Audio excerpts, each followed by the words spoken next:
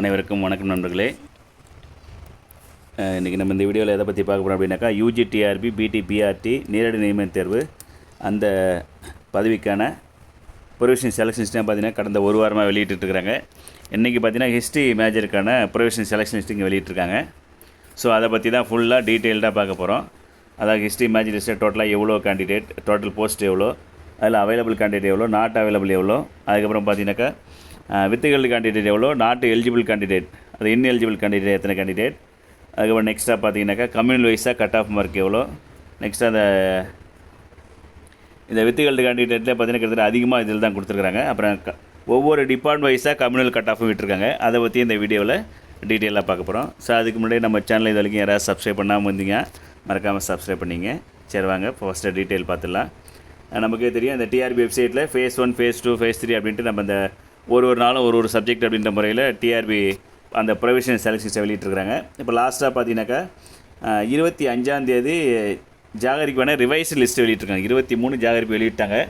திரும்ப 2 நாள் கழிச்சு பார்த்தீங்கன்னாக்கா அதுலேயும் ஏதோ சம் கம்யூனல் டர்னில் டைப்பிக்கல் எரர் அப்படின்றதால 25ஆம் தேதி ரிவைஸ்டு லிஸ்ட்டு வெளியிட்டிருக்கிறாங்க. அதுக்கப்புறம் பார்த்தீங்கன்னா 26 நாளைக்கு வெளியிடுவாங்க, வேறு லிஸ்ட்டு வரும்னு பார்த்தோம். அதுக்கப்புறம் பார்த்தீங்கன்னா அதே 25 இன்றைக்கி பார்த்தீங்கன்னாக்கா திரும்ப வந்து அந்த ஹிஸ்ட்ரி மேஜருக்கான அந்த ப்ரொவிஷனல் செலெக்ஷன் லிஸ்ட்டு வெளியிட்டிருக்கிறாங்க. தமிழ் அல்லது ஹிஸ்ட்ரி 2 எதிர்பார்த்துருந்தோம். ஏன்னா லாஸ்ட்டாக பார்த்தீங்கன்னாக்கா இங்கிலீஷும் ஜியாகிரபி வந்துச்சு. இங்கிலீஷும் ஜியாகிரபி பார்த்தீங்கன்னாக்கா 23ஆம் தேதி வெளியே வந்துச்சு. அதுக்கப்புறம் பார்த்தீங்கன்னா ஜியாகிரபி அதே டேட்டில் வெளியே வந்தது. திரும்ப ஜியாகிரபியில் கொஞ்சம் சேஞ்சஸ் இருந்ததால் பார்த்தீங்கன்னா அந்த டிஃப்ரெண்ட்லி ஏபிள்டு பர்சன் பேக்லாக் வேகன்ஸ்லாம் மாற்றி ஃபில் பண்ணியிருந்தாங்க.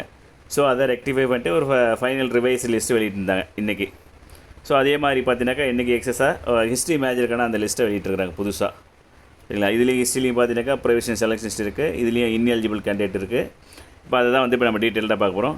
எக்ஸஸாக பார்த்தீங்கன்னாக்கா இந்த எப்போவுமே கொடுக்குறதா நான் அவைலபிள் கேண்டிடேட் அப்படின்னாக்கா என்ன மெத்தடில் எடுக்க போகிறோன்னா இந்த மெரிட் லிஸ்ட்டை பேஸ் பண்ணி அடுத்த சிவிக்கு கூப்பிட்டு அவங்கள போஸ்டிங் போட போகிறாங்க அப்படின்னு சொல்லியிருக்கிறாங்க.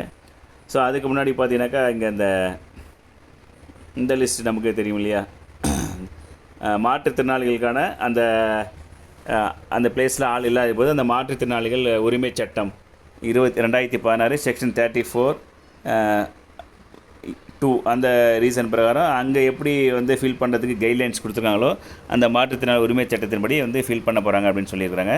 ஸோ அதுக்காக தான் பார்த்திங்கன்னா அந்த ஜாகரிப்பில் அந்த ரிவைஸ் லிஸ்ட்டு வெளியிட்டிருக்காங்க. மெயினாக இதை வந்து எல்லா சப்ஜெக்ட்டுக்கும் போடணும் அப்படின்னு நம்ம சொல்லியிருக்கிறாங்க. சரி, இப்போ ஹிஸ்ட்ரி மேஜரை பார்த்துடலாம். இதுதான் இப்போ இன்றைக்கி வெளியே வந்திருக்கிற அந்த ஹிஸ்ட்ரி மேஜருக்கான அந்த ப்ரொவிஷனல் செலெக்ஷன் டேட் பார்த்தீங்கன்னா தெரியும் 25/7/2024.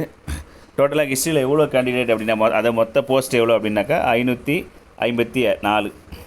அதில் அவைலபிளாக இருக்கக்கூடிய கேண்டிடேட் பார்த்தீங்கன்னாக்கா 483. நாட் அவைலபிள் கேண்டிடேட் பார்த்தீங்கன்னாக்கா 71 கேண்டிடேட் பார்த்தீங்கன்னாக்கா அவைலபிளாக இல்லைங்க. அந்த பர்டிகுலர் டேர்னில் கேண்டிடேட் அவைலபிளாக இல்லை. இந்த 483 கேண்டிடேட்லேயே பார்த்தீங்கன்னாக்கா வித்துகள் கேண்டிடேட் பார்த்தீங்கன்னா கிட்டத்தட்ட ஒரு 52 பேர் வந்து வித்துகள் அதிகமாக இங்கே தான் இருக்கிறாங்க. இது வரைக்கும் வந்த list botany zoology, botany zoology, maths, physics, chemistry, English, geography எல்லாம் ஆட் பண்ணாலே 52 வேரியபிள் இருக்குது. பட் இதில் 52 கேண்டிடேட் வந்து வித்துகளில் வந்திருக்கிறாங்க. அப்புறம் நாட் எலிஜிபிளில் பார்த்தீங்கன்னா 7 கேண்டிடேட் இருக்குன்னு சொல்லியிருக்கோம். ஸோ இப்போ இந்த 483 பேருக்கு மட்டும்தான் அங்கே ரேங்க் லிஸ்ட்டில் நேம் வந்திருக்கு. அந்த 483 பேரில் கம்யூனல் டர்ன் வயசில் எவ்வளோ கட் ஆஃப் மார்க் அப்படின்னு பார்த்துருவோம். இப்போ பார்த்தீங்கன்னா இந்த கட் ஆஃபே பார்த்தீங்கன்னா நிறைய பேருக்கு வந்து ஒரு பெரிய குழப்பமாக இருக்கும். திடீர்னு பார்த்தீங்கன்னாக்கா ஜென்ரல் டர்ன் வந்து 110 முடிஞ்சிருக்கும். அப்புறம் பார்த்தீங்கன்னா கீழே ஜென்ரல் டர்ன் ஜிடி இருக்கும், ஒரு கம்மியான மார்க் ஒரு 93க்கோ 90க்கோ ஒரு ஜென்ரல் டர்ன் ஒரு 2 பேர் இருப்பாங்க.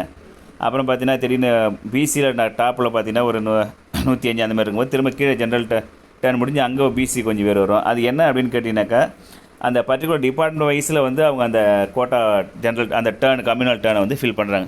ஃபஸ்ட்டு டிபார்ட்மெண்ட் ஸ்கூல் எஜுகேஷன் இருக்கும், அது இன்க்ளூடிங் மாடல் ஸ்கூல் உட்பட. அப்புறம் பார்த்தீங்கன்னாக்கா ஆதி திராவிட வெல்ஃபேர் டிபார்ட்மெண்ட் ஸ்கூலாக இருந்துச்சுனாக்கா அதுக்கு தனியாக general turn, BC, BCM, MBC, SC, SC, ST, அதாவது தனித்தனியாக நோட்டிஃபிகேஷன் அந்த நோட்டிஃபிகேஷனில் இந்த வேக்கன்சி விட்டுருந்தாங்க இல்லைங்களா, அந்த வேக்கன்சியில் இருக்கக்கூடிய கம்யூனல் டர்னை பொறுத்து தான் அவங்க வந்து தனித்தனியாக லிஸ்ட்டு வெளியிட்டிருக்காங்க. அதே மாதிரி சென்னை கார்பரேஷன் ஸ்கூலுக்கு பார்த்தீங்கன்னாக்கா அதுக்கு தனியாக ஜென்ரல் கேண்டிடேட் எத்தனை கேண்டிடேட், சப்ஜெக்ட் வைஸ் ஜென்ரல் எவ்வளோ, பிசி எவ்வளோ, பிசிஎம் எவ்வளோ, எம்பிசி, எஸ்சி, எஸ்சி, எஸ்டி எந்த கம்யூனல் டர்னில் இருக்கோ அந்த பர்டிகுலர் மார்க்லேருந்து அங்கே சூஸ் பண்ணி போடுறோம். நீங்கள் பார்த்தாலே தெரியும். இப்போ இதில் ஹிஸ்ட்ரியிலே பார்த்தீங்கன்னாக்கா நமக்கு ஜென்ரல் டர்ன் வந்து 92.5 முடிஞ்சிருக்கும். இந்த டிபார்ட்மெண்ட் ஆஃப் ஸ்கூல் எஜுகேஷனில் பார்த்தீங்கன்னாக்கா மார்க் வந்து 92.5 அதில் பார்த்தீங்கன்னா நமக்கு தெரியும். அதுக்கப்புறம் பார்த்தீங்கன்னா கம்யூனல் டர்னுக்கு வந்திருக்கும். இல்லை இங்கே இருக்குது பாருங்கள். ஜென்ரல் டர்னில் பார்த்தீங்கன்னா 92.5 டிபார்ட்மெண்ட் ஆஃப் ஸ்கூல் எஜுகேஷனில் அதில் மாடல் ஸ்கூல். இதோட நமக்கு ஜென்ரல் டர்ன் முடிஞ்சிச்சு. அப்போ அதுக்கு அடுத்து பார்த்தீங்கன்னாக்கா 92.5 எஸ்சி கேண்டிடேட் வராங்க, ஷார்ட் ஃபால் வேகன்சி. அப்புறம் 92.5 பிசிஎம் கேண்டிடேட், அப்புறம் எஸ்சி பிசி மாறி மாறி வருது சரிங்களா. அப்போ ஜென்ரல் டர்ன் ஹிஸ்ட்ரிக்கு பார்த்தீங்கன்னா 92.5. அதுக்கப்புறம் அந்த ஒவ்வொரு கம்யூனல் டர்னு நமக்கு அங்கே ஆட் ஆகிட்டே வந்திருக்கும். அதே ஜென்ரல் டர்னில் வந்து தனியாக பர்டிகுலராக உள் ஒதுக்கீடு வரும்போது செகண்ட் கிரேட் டீச்சர் பார்த்தீங்கன்னா இன்னும் கீழே வரும். அப்புறம் ஜென்ரல் டர்ன்லேயே தமிழ் மீடியம், அப்புறம் உமன் கேண்டிடேட் அது கீழே வரும். நான் ஜென்ரலாக வரும் ஜென்ரல் டர்ன் மட்டும் சொல்கிறாங்க. ஸோ அதில் பார்த்தீங்கன்னா அதுக்கப்புறம் கீழே பார்த்தீங்கன்னா இப்போ இது எல்லாமே பார்த்தீங்கன்னா டிபார்ட்மெண்ட் ஆஃப் ஸ்கூல் எஜுகேஷன் சரிங்களா. இப்போ அதே லாஸ்ட்டில் இங்கே இந்த சென்னை கார்ப்பரேஷன் ஸ்கூல் பாருங்கள், அதுக்கு தனியாக அந்த கம்யூனல் டர்ன் போட்டிருப்பாங்க. அது என்ன மார்க் பேசிஸில் பண்ணுறாங்கன்னே ஒன்றுமே சரியாக புரிஞ்சிக்க முடியாத சூழ்நிலை இருக்குது. பட் நம்ம தெளிவாக அந்த நோட்டிஃபிகேஷனில் கொடுத்துருக்க அந்த வேகன்சி அந்த டிபார்ட்மெண்ட் வச்சு நம்ம அனலைஸ் பண்ணி பார்த்தோம் அப்படின்னாக்கா ஓரளவு நமக்கு கரெக்டாக பண்ணியிருக்காங்க அப்படின்னு நமக்கு தோணும். சரி, இதெல்லாமே பார்த்திங்கன்னா அந்த டிபார்ட்மெண்ட் ஆஃப் ஸ்கூல் எஜுகேஷன் தான்.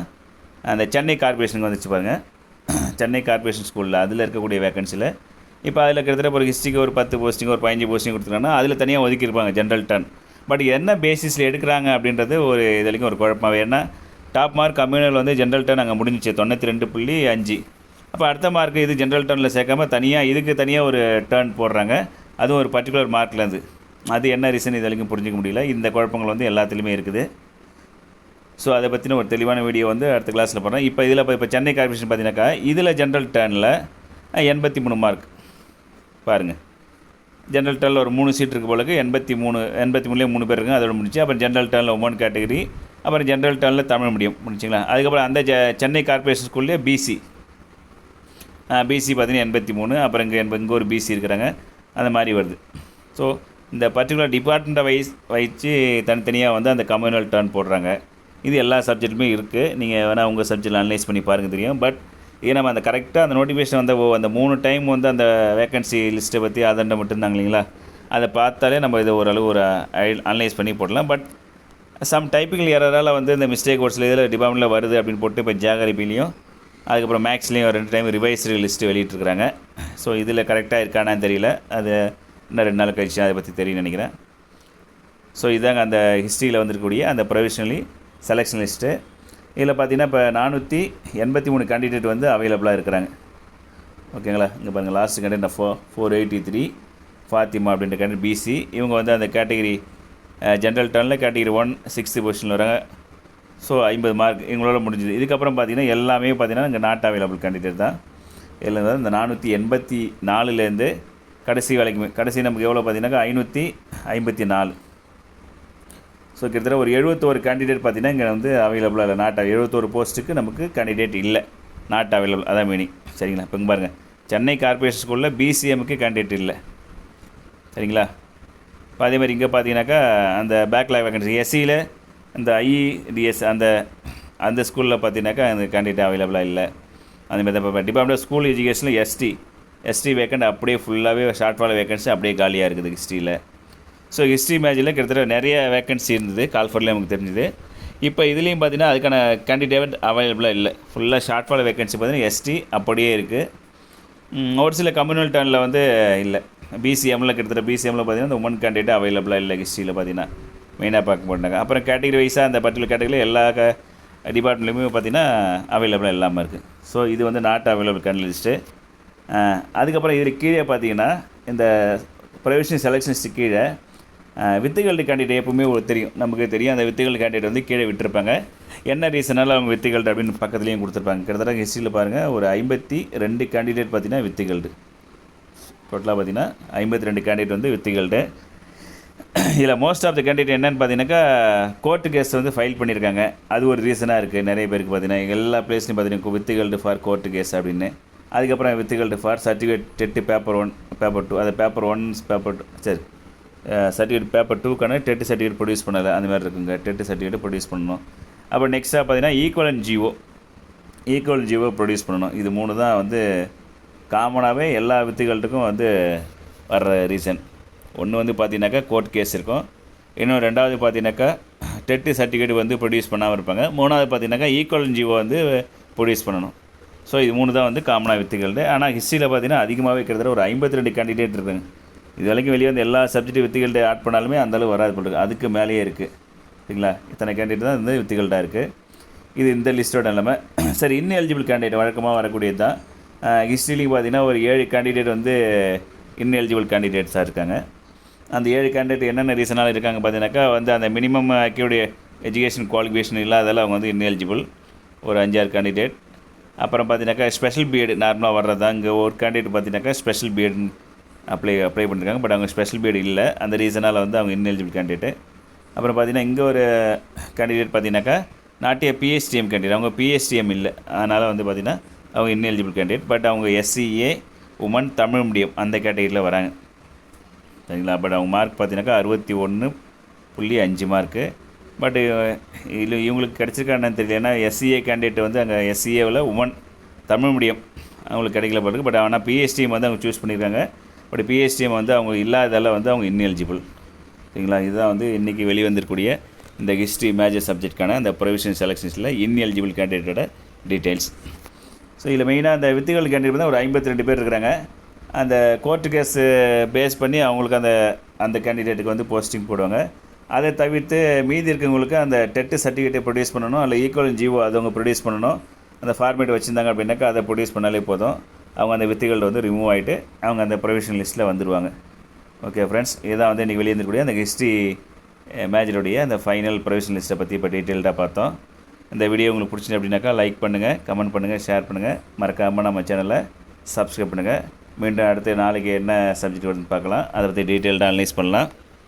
அதுக்கு முன்னாடி அந்த ஒவ்வொரு டிபார்ட்மெண்ட்லையும் எவ்வளோ வேக்கன்சி இருக்குது, அதுக்கப்புறம் நோட்டிஃபிகேஷன் வந்த வேக்கன்சி, ப்ளஸ் அதுக்கு அடுத்து 2 டைம் வந்து இன்க்ரீஸ் பண்ணக்கூடிய அந்த வேக்கன்சி, அதை அனலைஸ் பண்ணி ஒரு வீடியோ நம்ம டீட்டெயில்டாக போடலாம். டிபார்ட்மெண்ட் வைஸாக ஒவ்வொரு சப்ஜெக்ட்லேயும் வந்து எப்படி அந்த கம்யூனல் டர்ன் வைஸில் வந்து செலக்ட் பண்ணியிருக்காங்க அப்படின்றத நம்ம அடுத்தடுத்த வீடியோவில் பார்க்கலாம். Okay friends, thank you to all.